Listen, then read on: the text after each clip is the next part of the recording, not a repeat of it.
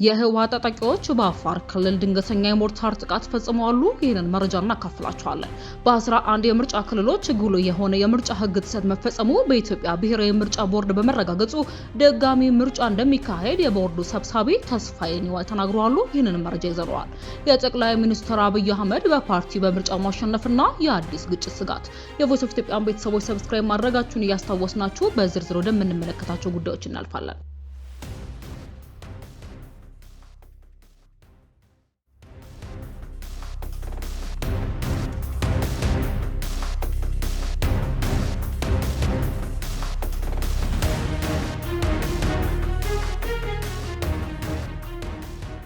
የህወሓት ታጣቂዎች በአፋር ክልል ድንገተኛ የሞርታር ጥቃት ፈጸሙ። ጊዜያዊ አስተዳደሩን በማፍረስ በትግራይ መጠነ ሰፊ የግዳጅ ወታደራዊ አፈሳ እየፈጸመ የሚገኘው ህወሓት በትላንትናው ዕለት በአፋር ክልል ዞን 2 መጋሌ ወረዳ የሞርታር ጥቃት መፈጸሙን የአንድ አፍታ ሚዲያ ምንጮች አረጋግጠዋል። ሆርን ፍሪኩዌንሲ የተሰኘ ድረገጽ በበኩሉ ጥቃቱ የተከፈተው የአፋር ጸጥታ ኃይሎች በሰፈሩበት አካባቢ እንደሆነ ዘግቧል። የጉዳቱ መጠን በግልጽ ባይታወቅም ድርጊቱ በአካባቢ ማህበረሰቦች ዘንድ ድንጋጤ መፍጠሩን ነዋሪዎች ገልጸዋል። ጥቃቱ በደረሰበት አካባቢ የአፋር ክልል ጸጥታ ኃይሎች የነበሩ ቢሆንም ከጥቃቱ በኋላ ምንም አይነት አጸፋዊ ማጥቃት እንዳልሰነዘሩ እማኞች ተናግረዋል።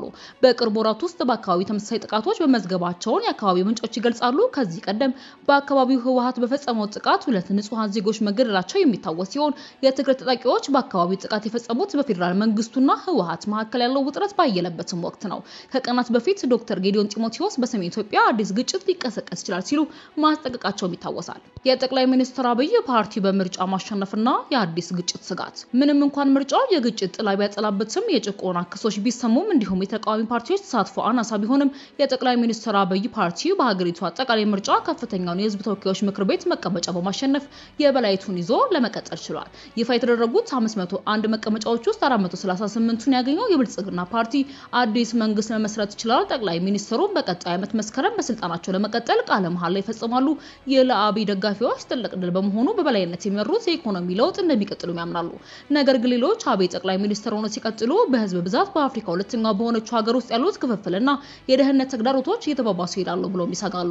የ49 ዓመቱ ጠቅላይ ሚኒስትር ለመጀመሪያ ጊዜ ወደ ስልጣን የመጡት በአውሮፓውያኑ 2018 የተካሄዱ ተቃውሞዎችን ተከትሎ ሲሆን መጀመሪያ ላይ ስለ አንድነት ባደረጉት ጥሪ ከፍተኛ ተቀባይነት ቢያገኙም ከሁለት አስርት ዓመታት በላይ የሀገሪቱን መንግስት ተቆጣጥሮ ከቆዩት ከትግራይ ፖለቲከኞች ጋር ተቃቅረዋል። አብይ ወደ ስልጣን ከመጡ ከአንድ ዓመት በኋላ በዋናነት ከኢትዮጵያ ሰሜናዊ ጎረቤት ከኤርትራ ጋር የነበረው አስርታት ያስቆጠረ ፍጥጫን ለማስቀረት በወሰዱት እርምጃ ምክንያት የኖቤል ሽልማትም ተሸላሚ ማሸነፈዋል። በሀገሪቱ የአማራና የኦሮሚያ ክልሎች የሚካሄዱት ኃይለኛ ታጣቂዎች እንቅስቃሴ ስለማብቃታቸው ምልክቶች ባለማሳየታቸው የደህንነቶች ባለሙያዎች ሀገሪቱ ለጦርነት ልትመለስ እንደምትችል ይሰጋሉ። በምርጫው ቀን ከመንግስት ኃይሎች ጋር የሚዋጉ ታጣቂ ቡድኖች በፈጠሩት የደህንነት ስጋት ምክንያት በሀገሪቱ በርካታ ህዝብ በሚኖርባቸው ሁለቱ ክልሎች ውስጥ 143 የምርጫ ጣቢያዎች ሳይከፈቱም ቀርተዋል። በአማራ ክልል የፋኖ ሚሊሻዎችና በሽብር ቡድንነት የተፈረጀው በኦሮሚያ ክልል የሚንቀሳቀሰው የኦሮሞ ነጻነት ሰራዊት ሁለቱም ምርጫውና ውጤቱ ውድቅ አድርገዋል። ከ4 ዓመታት በፊት ካበቃው የ2 ዓመት የእርስ በርስ ጦርነት እያገገመ ባለው የትግራይ ክልልም ያለው አሳሳቢ ሁኔታ እንደቀጠለው ይገኛል። ጦርነት ዳግም ሊቀሰቀስ ይችላል ተብሎም የሚሰጋበት 6 ሚሊዮን ነዋሪዎች ያሉት የትግራይ ምርጫ ክልልም አልተካሄደበትም። ትግራይ በ2 ዓመት ጦርነት ወቅት ወታደሮቿ ከኢትዮጵያ መንግስት ኃይሎችን ደግፈው ከተዋጉት ከኤርትራ ጋር ትዋሰናለች። ውድቅ ብታደርገውም ወታደሮቿ ትግራይ ውስጥ ሰፊ የሆነ ግፍ ፈጽመዋልም ተብለው ይከሰሳሉ። ነገር ግን ጦርነቱ ካበቃ በኋላ የአዲስ አበባና የአስመራ ግንኙነት በፍጥነት ተበላሽቷል። ባለፉት 3 ዓመታት ጠቅላይ ሚኒስትር ዶክተር አብይ ሀገራቸው በ1985 ከኤርትራ ነጻ ሀገር ስትሆን ኢትዮጵያ ያጣቸውን የቀይ ባህር ወደብ መልሳ ማግኘት እንዳለባት በተደጋጋሚ ሲናገሩም ቆይተዋል። ለዚህም 1350 ኪሎ ሜትር የባህር ዳርቻ ያላት ኤርትራ ወደብ አልባ የሆነችውን የኢትዮጵያ ግዛት በማስፋፋት ምኞት ትከሰታለች። በሚያስደንቅ ሁኔታ አስመራ አሁን ወዳጅነቷን ከትግራይ መሪዎች ጋር በማድረጓ ዳግም ግጭት የሚቀሰቀስ ከሆነ ቀደም ሲል ከነበረው በተቃራኒ ኤርትራ ለትግራይ ኃይሎች የምትዋገር ይመስላል። አዲስ አበባም ከኢትዮጵያና ከኤርትራ ጋር በምትዋሰነው ሱዳን ውስጥ በሚካሄደው የእርስ በርስ ጦርነት ውስጥ ተሳትፎ እንዳላት ትከሰሳለች።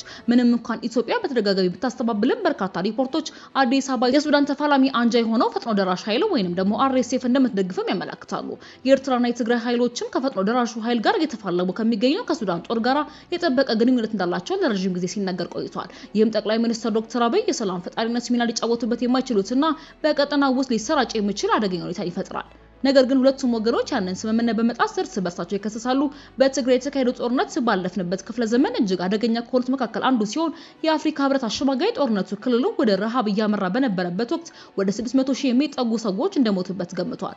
በወቅቱ መንግስት ውድቅ ቢያደርገውም ለክልሉ የሚቀርበው የምግብ እርዳታ በማገድም ተከሶ ነበር።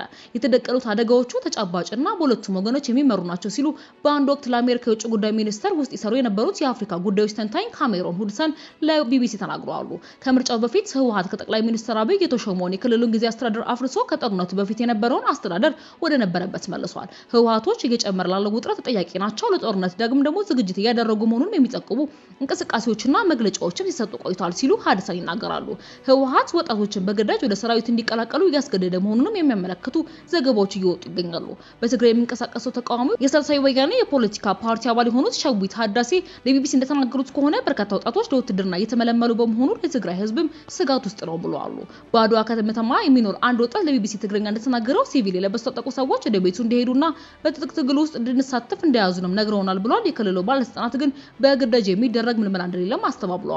የትግራይ ተቃዋሚ ፖለቲከኛ ለሆነው ለሸዊት ችግሩ የሁለቱም ወገኖች ግትር መሆንና ልዩነታቸውን በድርድር ለመፍታት ፈቃደኛ ለመሆናቸው ይባላል። የበላይነታቸውን ለማረጋገጥ ትክክለኛውን ጊዜ እየጠበቁ እንደሆነ አምናለሁ። ይህ ደግሞ ወደ ውጊያ ሊያመራ ይችላል ብለዋል። እንደ ሀድሰን ገለጻ ደግሞ የሚቀጥሉት ወራት የኢትዮጵያ ወደፊት ጣፈንታ ሊወስኑ የሚችሉ ይሆናሉ። ብዙዎቻችን ዶክተር አብይ የፖለቲካ ስልጣኑን ማጠናከር ለትግራይና ለግጭቱ ለአንዴና ለመጨረሻ ጊዜ እንዲያበቃ ለማድረግ ወይንም መፍትሄ ለመስጠት እንደሚጠቀምበት መስጋታችን ተገቢ ይመስለኛል ይላሉ። የቮይስ ኦፍ ኢትዮጵያን ቤተሰቦች ዳግም ሰብስክራይብ ማድረጋችሁን እያስታወስናችሁ ለምጭት ዘገባችን እናልፋለን።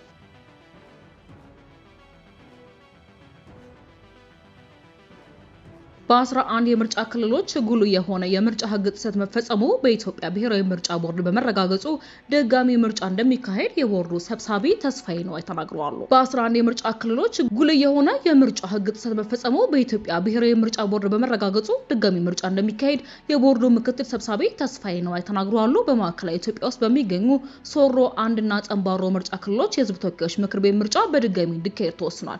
በኦሮሚያ ክልል ውስጥ በባቱ ዝዋይ፣ ቤጊ ምርጫ ክልሎች ለህዝብ ተወካዮች ምክር ቤትና ለክልል ምክር ቤት የተካሄዱ ምርጫዎች እንዲደገሙ ቦርዱ በድጋሚ ወስኗል።